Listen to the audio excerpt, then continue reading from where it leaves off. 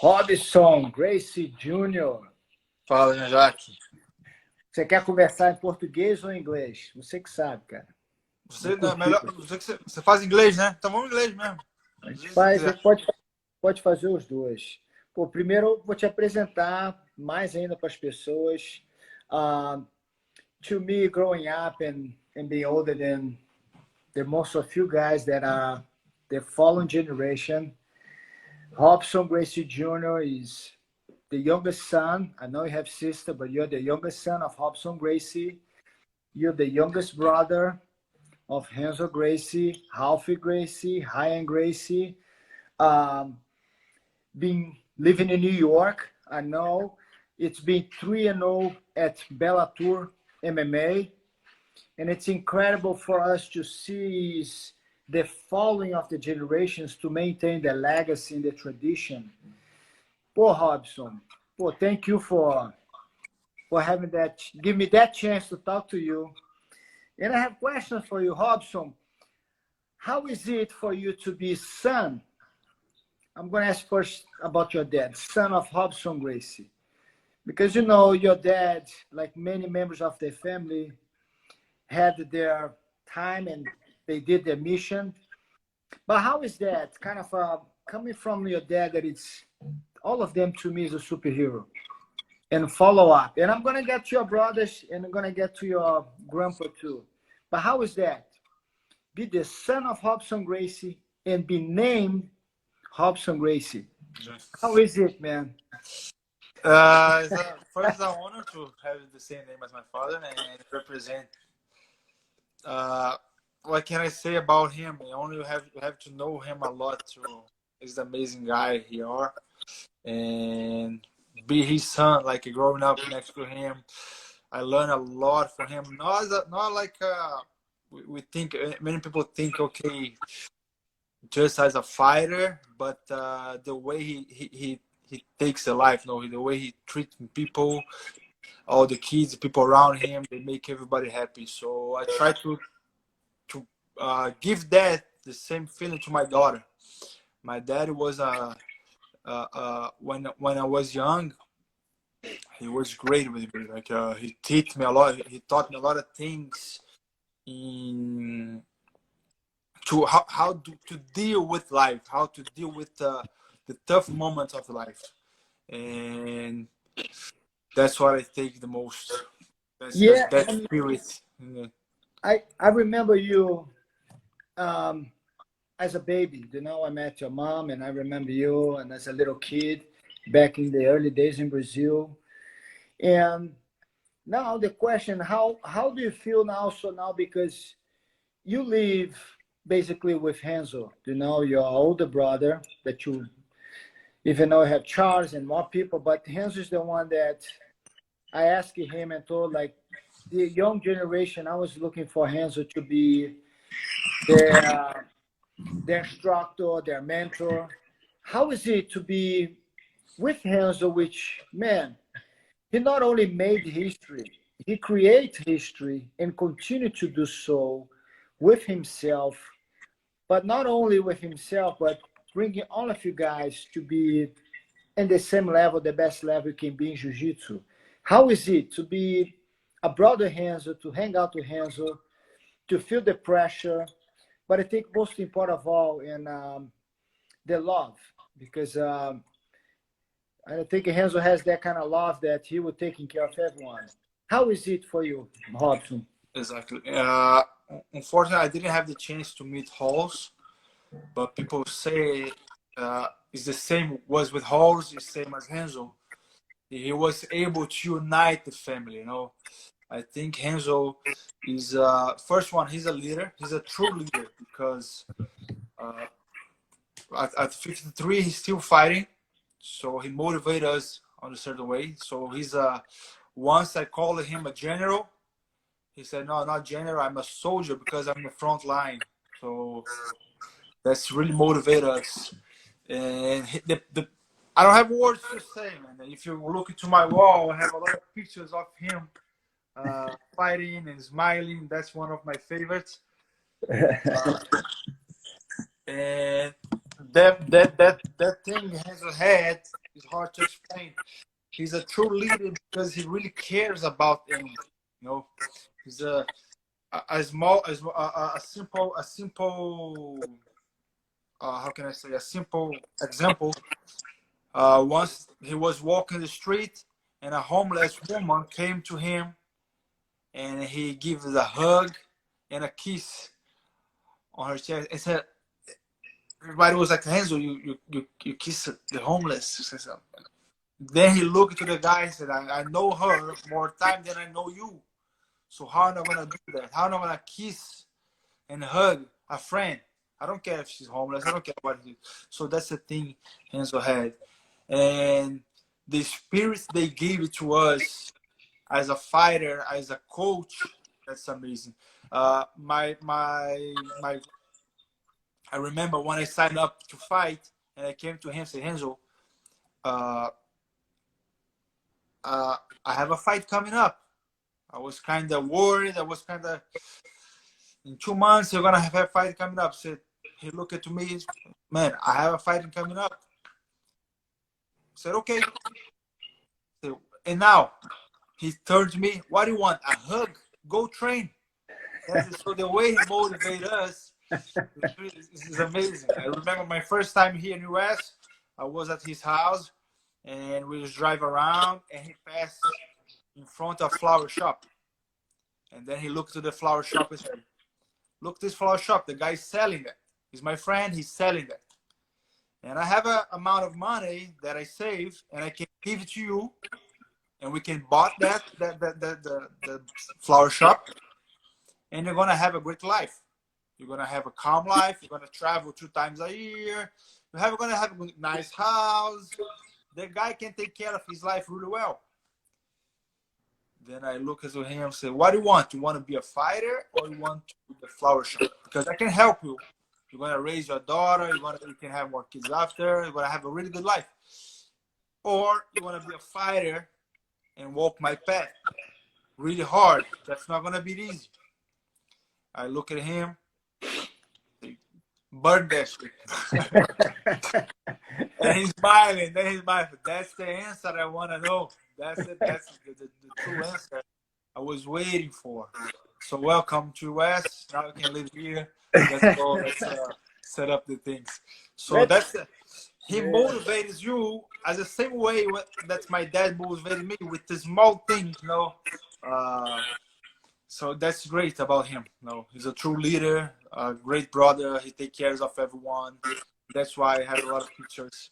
Man, that's handsome. Let me ask you this, Robson. Let's go back a little bit. Do you remember your early days of jiu-jitsu? Your first step? When did you start training jiu-jitsu? Where? Who pushed you to start training jiu-jitsu? I remember the Carson Gracie was my father because we live one street, 1 block down from Carson Gracie in Copacabana. Yeah, Figueiredo Magalhães. Yeah, Figueiredo Magalhães. So he took me there. I remember I cried a little bit because I got angry. My sister, I got angry with my sister Kenya. She's older than me. My sister beat me up the whole life. You know? So I remember training with her. She was older than me. She's kind of beat me up. I started getting angry. I remember that was one of my first thoughts about jiu-jitsu. And from there, how was that developing for you in Brazil? Because you start with Castle and training. I started really angry with Carson, and then what happened was then I decided to not train anymore, just for fun. No, just once in a while. My dad never put a pressure. That's one good thing I like it. He always taught me home but then when I started getting older, I started getting in trouble in school, then I decided to went back. So my father, of course, he agreed, he liked it, but he never pushed me was not an obligation to be a fighter. I would go train. He knew it. Sooner or later, I would be back on the training. Of course, yeah. And a couple of things that I remember, fighting with my sisters, fighting with my cousins, he always on the side looking, do that, give instructions. You know? So that's a funny thing because any other parent could split the fight, but he was like on the side, let's go, do it. You miss this, you miss that. So that was the way. And since I started getting old, around 9, 10, I started getting in trouble in school and then went back to jiu-jitsu. So I started back in Carson, in training until I have 15 years old. When I got 15 years old, I moved to São Paulo to live with Rorion.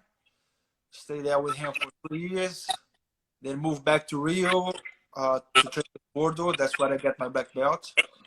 After I got my black belt, I moved back Let to... me ask, because your brother Ryan was my student also in the family until he was purple belt. That was the time that I moved to US. And he had, man, a lot of people. I remember, and I told Renzo that I had a daughter, a younger daughter. Then I remember Friday night, I have no one to watch her, and I want to go watch a movie with my wife. And Ryan was at my house, and I'll stay with her. Then he stayed there and watched my daughter. Went to the movie and come back. And a lot of people said, "Man, are you crazy?" I said, "Man, you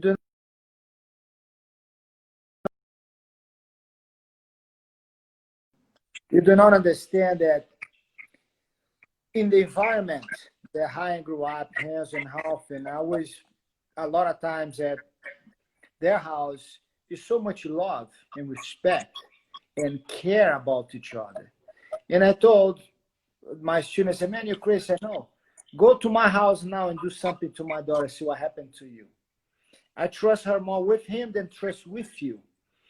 And having a chance to live with Ryan, which is not easy. Ryan was never easy, but if he's on your side, he's on your side. You know, he loves you. He loves you. No matter what happens, he's going to stand by you in any situation. That's what we learned in the whole family. How is it to live with Ryan and train with him? You know that he has his own way of pushing you, his own way of showing love to you. You know, how is it? How is that experience for you, Robson? Because I think you are one of the closest ones to him.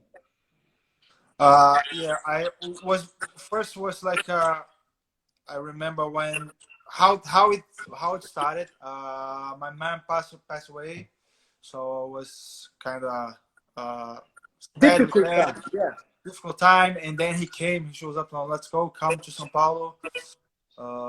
I was spending a vacation with him before my mom passed away. Then after a couple of months, I went back.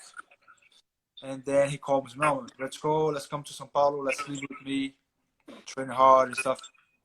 And then when I got with him, it was amazing because, like you said, Hein was like a really tough guy. He has, how can I say, like for us, from the family who really know him, who really know who was Ryan. That's totally different guy from the media. Yeah, man. I mean, And how loved he was, how tender he could be, and the way he treats. That's the most important thing. The way he treats, or he loves you, or not. But when he loves you, he gives everything, and that's why until today he still has his loyal students, the guys from oh yeah, all of them, a lot of the all guys. of them. Like when they talk about Ryan, you can see the smile. You can see how they miss that. And grow up with him was great. I thought I could have a good time keeping the school, but not. He put me to I know to it's go not to easy, school no every easy day. task. I remember when I moved. Okay, now done with school. No, man, I need to show everything to him. Like I was tough. That part was tough. That's the part that he was trying. Remember, he was trying to convince me to do the college. Uh, but it was great. The spirit, I think, is still inside. You know, sometimes I look to his son and I Oh yeah, man. Is there anything specific that you remember from Ryan that he said, something, a phrase or something, or maybe something he did? I know it's many of those. If we know Ryan, we know many amazing moments, but something that you carry with you until today.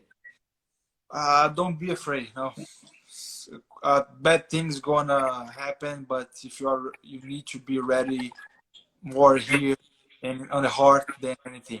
If you have that, the rest become easy, you know, because he get in a lot of trouble. So the thing is, I was asking him, man, you getting in a lot of trouble. So man, he said, I'm always ready, doesn't matter Yeah, what. and we know. I think he's people who knew Ryan the way he was. It was incredible, and I think I have a great time. The hip training in the school, never easy, but he's always ready to go. If you need to see him, hey, I need to go somewhere there. Let's do it. Exactly. Never even doubt or question. He's ready to go. And after São Paulo, that's when you moved to US or went back to Rio de Janeiro? I went back to Rio. Yes. Then Ryan passed away. Yes. After Ryan passed away, I went back to Rio. I got back to Rio. You start training Gordo. Yes, that's one of the highest thing. Highest thought said to me. Anyone gonna train is under Renzo or Gordon. So I moved back to Rio. Was at Largo da Barra? Yes. Yeah. He just was right when he opened his school. I was one of the first one over there. So Gordo helped me a lot. Yeah.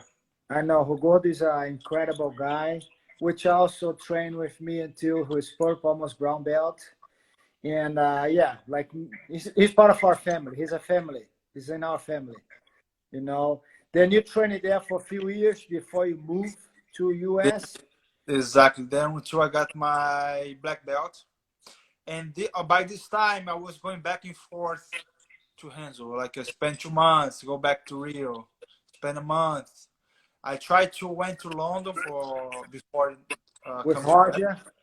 With Yeah, Roger. but yes, I stayed there with him for 2 months with Roger, but it was too cold. I didn't like it. Then Renzo called me. Come to. Yeah, over there you have Roger and Kiwan, right? Yes. Kiwan, Roger are there. Yeah. Then Kiwan after me. Yeah, cool. Then you came back to New York, man. How was that for you to adapt from Rio de Janeiro, Brazil to New York? How was that for you? On the beginning, it was kind of hard because I got a divorce. So my plan was to go in with my wife, but then I got divorced. It was kind of hard. But Renzo gave me all the support. He gave me like everything I needed, and stay with him was the hardest part because Renzo helped me a lot. So in the beginning, it was just I don't want to keep bothering him or give him. He could support me, but not give me everything, you know. So I try to do the things by my own. Yeah. And I started working at the Brooklyn Academy. Working over there. Then I remember I rent my first apartment, my first room. I could touch, stretch, extend my arms, could touch both walls. So it was that small. Was in the middle of the Times Square. A lot of noise. I remember at 10:30, start like a construction. Every day 10:30, they started construction. I was living with Rafael Sapo. He's a UFC fighter. Yeah. So it was good. It was good at that time. And I moved a lot. I remember my first year here, I moved a lot. I lived like 11 places in 1 year. 11 different places. It was kind of good. But he's always there. And the good thing here, I have my cousins to also help me. Over there you have Hollis, Igor, Gregor. Who else is out there, Robson? Who else is there? Neyman. Then after Hiram came. So Daniel was here too. Daniel helped me a lot here too. So it was a lot of 5 or 6 Gracies. How is that? You have, man, you look at one side, you have one cousin, then another cousin, then and the training, and how is that feeling of? Because in a good sense of the word, it is a competition in our mind. Because I want to, whoever I train with, I love my brother, but I want to choke him. I want to tap him. How is Yes. that feeling for the cousins? Then after the train, it's like, man, it's nothing. It's just during the train, we want to do what we do best and try to do better. How is that feeling for you? Because you have so many of cousins there, and you are one of the youngest ones, right? Are you the younger one there? Yeah, me and Neyman, yeah, kind of have You the same age. see? So the good thing was, uh, this thing is that's the best thing, because everybody beat each other. And the good thing, you cannot get mad after. No, sometimes you have a problem with a training partner. You guys go kind of rough, and after you don't need to get the emotion out. You don't need to talk with him. But with cousins and brothers, you can't be angry after. So that's a good thing. I remember one of my first MMA training, Neyman broke my nose. That's why I was a little bit more to the left. So he broke my nose. He was really angry. The guy kicked me out of the class. It was in a Muay Thai class. The instructor, he gave him the suspension for 2 weeks. 2 weeks he cannot come back. And because we started punching each other so hard. But after the train, we hug each other, so that's it. Yeah, And the no, funny thing is, that's a good thing because, example, someone come to the gym, beat me up, I call him. I call Neyman, I call Gregor, I call others. No, because, man, this guy's tough. Someone needs to beat him up. And when they do it, when they beat the guy up, okay, I feel revenge. Or he do a tough training with my cousin. Ah, man, I need to catch this guy. So you that's know, a good thing. the good feeling, and I have to say that goes through generation to generation.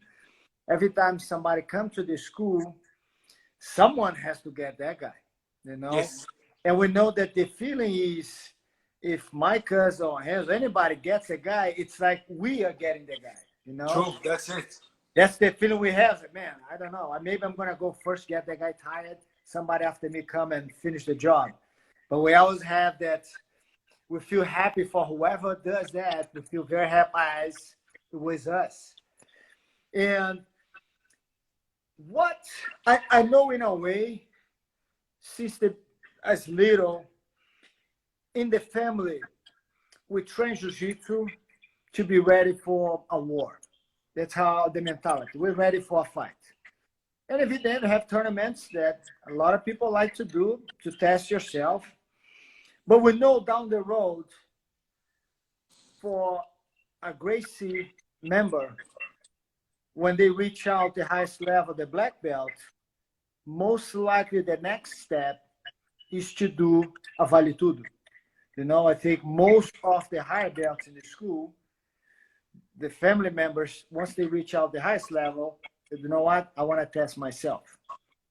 How is that for you? Because, man, you have so many people ahead of you that did fight, did compete. And the amazing thing is they being in a war before. How is that for you to decide first, especially today that it's not easy at all because everybody also trains jiu-jitsu? Why you decide to do that? And what advantage do you feel having Neyman, Renzo, Ralph, and have everyone in the family that done that before you? Why you decide to do MMA? And what is the benefits to have so many great fighters, idols, legends around you to help you to achieve? Because so far, man, you're doing pretty good. You've been 3-0, and Neyman also the same thing, was like 8-1 or 9-1, something like that. How is that for you, Robson? No words, right? Because it's amazing. That's the thing that motivated me most. I remember when I was a kid dreaming about it. One of my watching not just my brother, my also Royce, Yeah, all no, those man. guys, Hickson for me. I remember Sasa. I was a kid like, oh man, that's Hickson. So people are like, he's your cousin, but that's Hickson. No, he's next to him. I remember my when I sit next to Helio, to Eddie. So I was I have a girlfriend at that time. She was next to me. She was, "You shaking?" I said, "Yes, I'm shaking." And he was kind of old. So one thing he said, he looked at me. He didn't recognize me because then I introduced myself. I said, "Oh, nice." And then the next thing he came to me like I choke a guy 4 times heavier than me. And I was like, "I know that. I know." And he was sitting down, holding the hand like this. And then he looked at me again. "You know I'm world champion." I said, "Yes, I know you." Then my ex-girlfriend was looking. "You shaking?" I said, "Yes, I'm shaking." I was like 19. But man, this was incredible. Like be next to him, and then like you said, Renzo, still fighting. Neymar was one of the ones who motivated me a lot. No, he was the one that just motivated me because all of them, but he was the one that pushed me. I remember as a time I was ready to, okay, I'm just gonna be instructor. I don't want to fight anymore.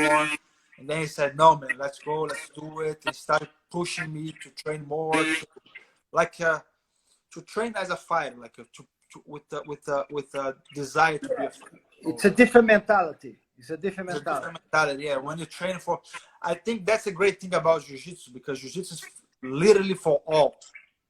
You don't need to be a fighter. You can be whatever you want, and then train just for fun. Just go there. You can there just once a week. I really don't recommend once a week, but because jiu-jitsu is too complex. But you can be there just for fun. Okay, to go there, train, do your thing, sweat a little bit, have fun with your friends. Or if you want to be tough, you can do it, train more, a little bit more hard. And it was a dream kid, but in certain moment of my life, I kind of give up. I'll say maybe I don't want to do something different. But Neymar was the one that pushed me. Renzo also was one that pushed me, and that was great. It's kind of man in the family that we follow the steps of the. And I tell everyone, people go to the movies and see Batman, Superman, Spider-Man, and I said, man, I grew up next to a lot of superheroes, you know, real ones that you can touch, and you tag along with them and learn so much.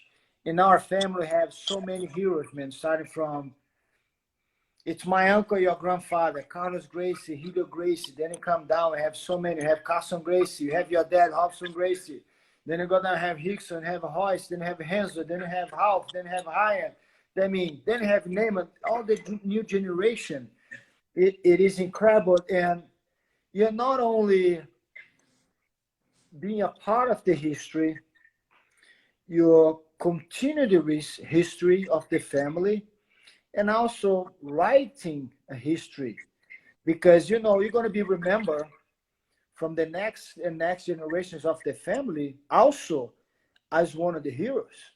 And at such young age now, Otto, we feel the pressure, you know. We want to step up and we want to win. We're not there to participate of anything. You go to the events like, man, it's to win. It is incredible at such a young age already feeling all this pressure and handling extremely well. I spoke to Renzo about you, and I don't want to pass it on. And I saw you again last year, and from many years that I haven't seen you, but I know a lot of things also about you through Gordo, through everyone in the family. But a lot of challenges that you have in your life, and Renzo was very proud of how well you handle all those situations that you have in your life. And evidently, the family has a lot to do, but also your spirit of understand what it means to be a Gracie. It's showing every time you step on the mat, you step on the arena to fight. Following that, Robson, and man, we all love stories. Share with us some stories that you have with older brother Renzo. Some situations that could be danger, but turn out to be safe. Share some of those with us, man. Yes. Renzo's the best, man. He's the funniest guy ever. And when I told him about my fight, my first fight, Renzo, I have a fight coming up. I said, okay, go train. That's it, because that's his best advice, and that's true. Go train. Yeah. Like to say, more time you spend fighting, more time you're gonna have lucky. So I was fighting a striker, and Renzo didn't. My stand-up coach said, "Man, you're gonna fight a striker, so don't kick because this guy is a good counter, and your kick is not that good. So forget about the kicks now. We work for that next fight, but for now, just standing." I said, "Okay, just try to take the guy down, use the boxing, and that's it." And we was walking. I got inside the cage. Hands will make jokes behind me. So I'm nervous. Every time he goes like, "I'm nervous." No, I lie, but I lie to him, but he knows I'm lying. And then the fight started. He goes like, kick. Then I tried to look at him and say, I can't kick. Because my stand-up coach wasn't there. This fight was in Hawaii. My stand-up coach wasn't able to be there. And I have two other guys with me, two of my training partners. And the guys tried to tell Renzo I wasn't able to kick. And Renzo like, let's go, kick. And then I did my kick. Went well. Said, nice, let's go again. Then I said, that was lucky. Let's end up with that. Let's just try to take the guy down. I was trying telling him, but he was keep insisting. And by respect and by the knowledge he had, okay, let's go, let's kick it again. I respect his. After that, the guy he lands 2 punches straight on my face. My head was like shaking down. And then after that, the round is over. Then I sit down. Renzo, you get me nervous. When I told that to him, he would get really angry. I'm getting nervous. You kidding me? He started like fighting with me, like arguing with me while I was sitting. I said, man, okay, I agree with you. We have like 30 seconds. Give me advice. It's like, okay, let's go. Let's do that. And every fight he goes, that's the amazing thing. But this one, that's the only way. Was the only time that get wrong. But in the end, I took the guy down. I remember I put the guy against the cage. He came to me. Okay, your left hand goes to the other side of the arm. Your right hand, you're gonna do that. I was just following him. I was able to submit the guy was great. On my second fight, the thing was same thing. He didn't show up too much for the fighting camp, just a couple of days. But after the weigh-ins, he came to me. What's the plan? Who's the guy? Then I showed a couple of videos to him one day before, and I was training totally different. 2 months I do my camp totally different. Then Renzo shows up 1 minute before, 1 day before, and came, okay, change plans. We're gonna do that. That's how you're gonna take this guy down. Because the guy was southpaw. I was working a lot with my right hand. So no, you're gonna shoot with your left hand. He changed the whole plan. And the good thing, I was having 2 of my friends with me. They don't train jiu-jitsu. But after the fight's over, after everything's done, my friend's like, man, your brother is incredible. They have everything he said 1 day before was exactly what happened in the fight. We don't understand about fighting, but what he said was exactly what happened. And Renzo hear that. We was at the gym. Renzo hear that. And look, that's why they have my name on the wall. So that's the thing I have with him. Like, he doesn't care. The thing is, he doesn't care until the last minute. And sometimes you think he's not ready. Sometimes you think he's not paying attention. But in reality, he's paying attention and everything. And that's one thing that I respect him the most, because his experience, what he gives to me is amazing. Man, you see? Like, welcome to the family, man. We grew up and a lot of those things happen with us. Robson, what like a jiu-jitsu represent or means to you? What jiu-jitsu means to you? It's an incredible thing, you know. It's a gift. I think it's a gift from God, you know. So I was planning one day, maybe doesn't be a fighter anymore, you know, do my career, and retire it, do something totally different. Because I agree, I think the life is too short to you do one thing for the rest of your life. So I was planning changing whatever for Asia, Europe, and do something totally different from martial arts. But jiu-jitsu is a gift, and if you don't pass this forward, how can I say, can come a curse on you, because you need to share this with the world, you know. Because I remember when I got my blue belt, my father was the one who tied my belt. I got at the Carson race, but the one who tied my belt was on the ceremony was my father, and he came on his speech. Was a bunch of students with a belt ceremony. He got my blue belt in the hand. He was there talking. He was speaking to the students, and then he came, said, one day I have a friend really rich. He lost everything, and he tried to take his life. He tried to commit a suicide. So when he got next to the window, he started to remember the time he had on the mat training jiu-jitsu. And he remembered the guy choked him on the face, shaking his face. He tried to choking him, and that was really hard, but he didn't tap. It's really easy to tap. It's really easy you to give up. And then he remembered he didn't tap on that moment. And then he think, okay, life is choking me now on the face. I have a hard moment now with life.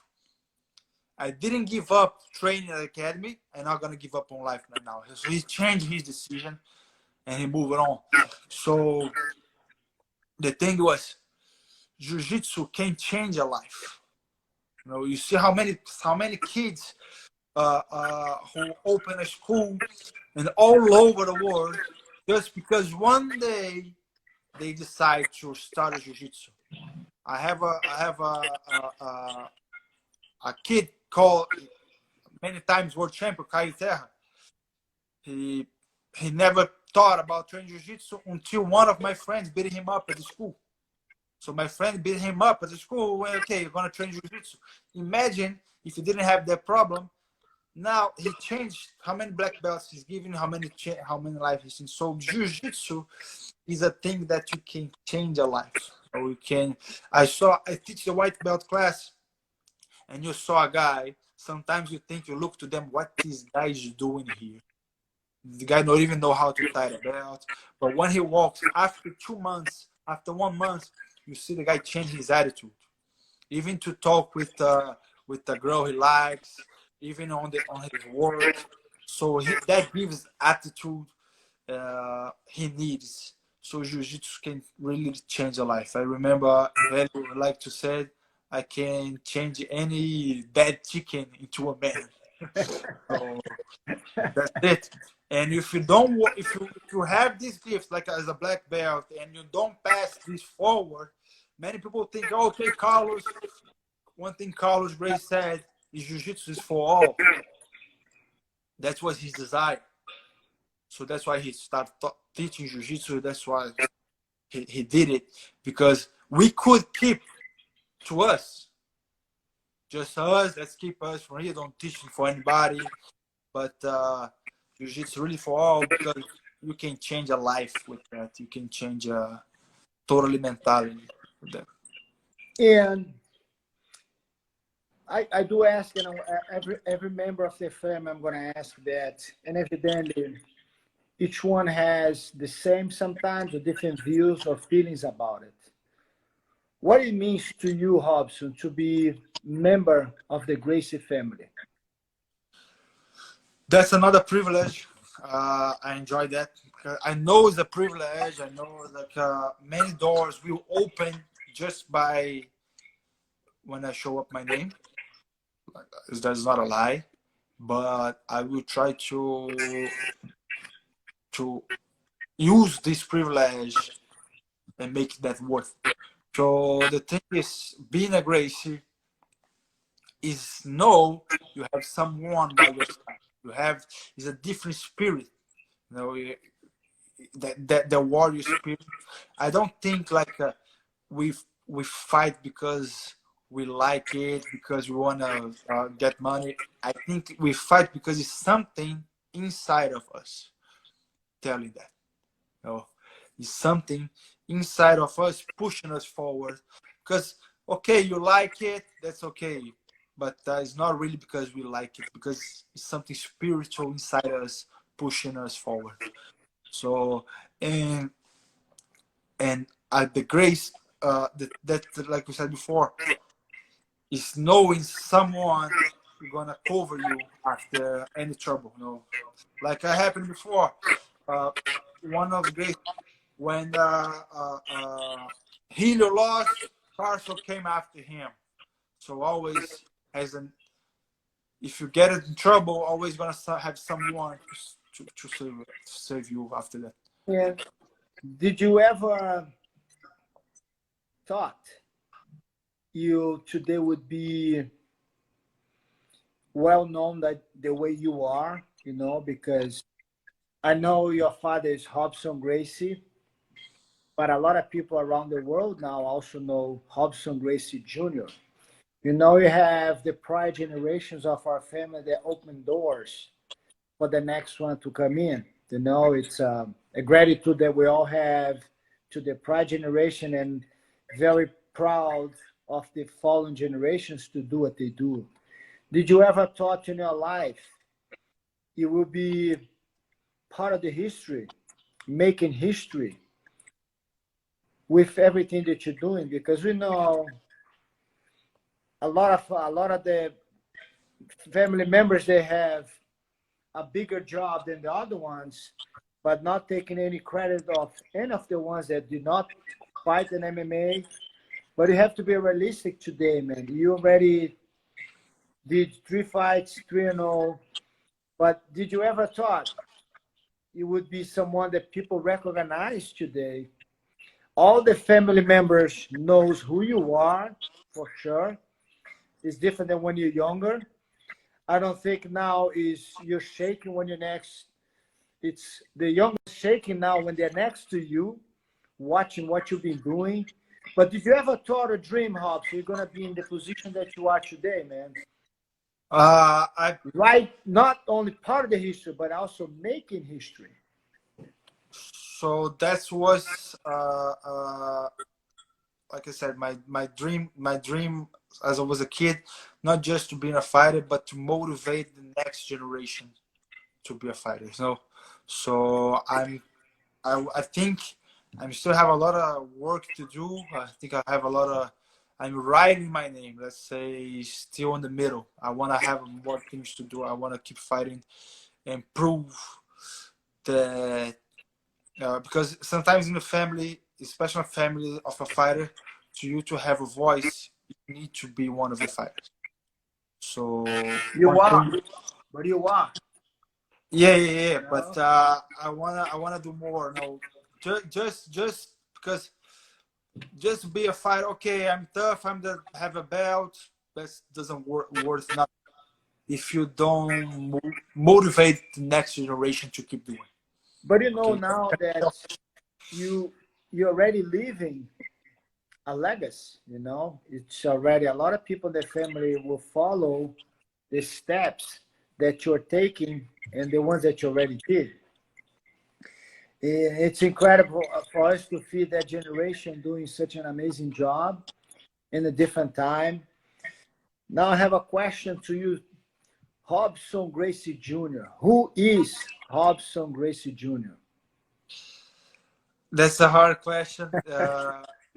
Because I can say I'm a fighter. I can say I'm a priest. Like has like to joke with me. I'm the one. I'm Robson. That uh,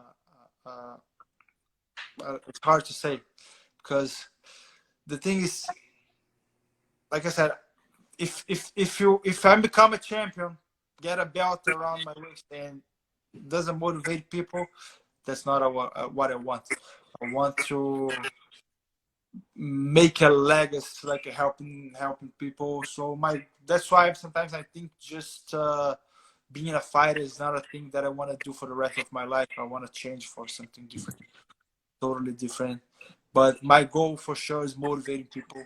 My goal for sure is giving to the next generation of the family, especially the motivation they need to believe. Because nowadays we see, back then we have like everyone, you know, that everyone was a fighter. Now the numbers started getting down. The next generation is not trained as much as the older generation. So I hope to have a bunch of kids and push them to jiu-jitsu. I hope to push my cousins. So that's why when I have opportunity to be with my youngest cousin, I want to push them to be a fighters, not just to train, not just to. And I will make a compliment a little bit to me, who is Robson Gracie Jr. I know I moved to America when you're a little kid, you know, but thanks to social media and all of these, I'm able to follow all the family members. I want to make sure that everybody's doing okay, and I'm always interested to see how everyone is doing.